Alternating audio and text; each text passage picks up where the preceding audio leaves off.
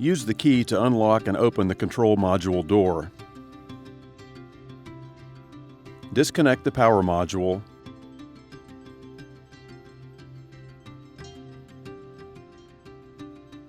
Remove the wireless sync if installed, and then remove the 3 screws from the shield. Remove the shield and unplug the battery from the board's top port.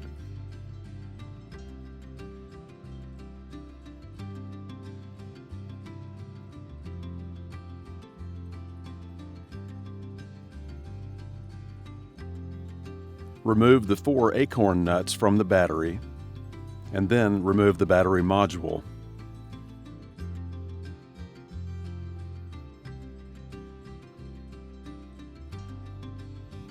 Insert the new battery bracket with the narrow side to the left, and hand tighten the acorn nuts on the bracket.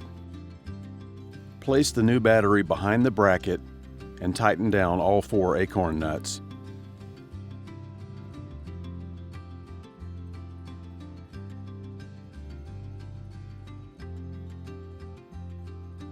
Connect the power cable to the battery and connect the RJ45 cable to the top port on the battery. Connect the battery power cable to the top port on the board.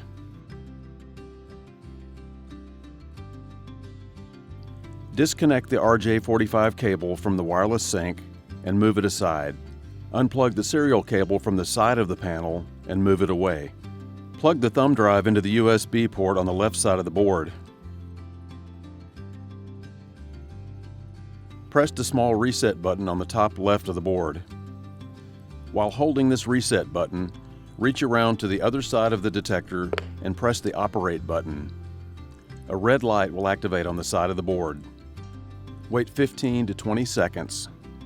It will flash 3 times, indicating a successful flash. Remove the thumb drive, reconnect the serial cable, and reconnect the wireless sync.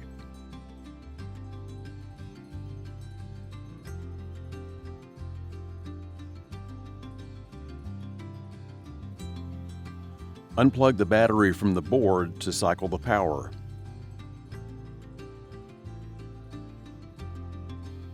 Wait at least 3 seconds.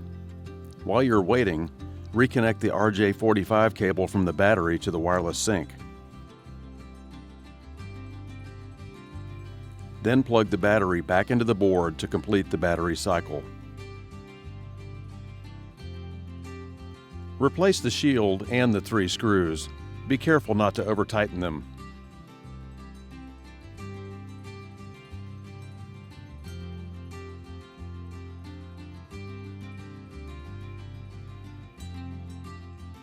Put the wireless sync back in place and move the cables out of the way of the door.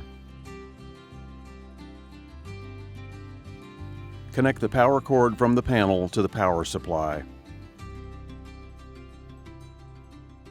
Close the control module and lock it.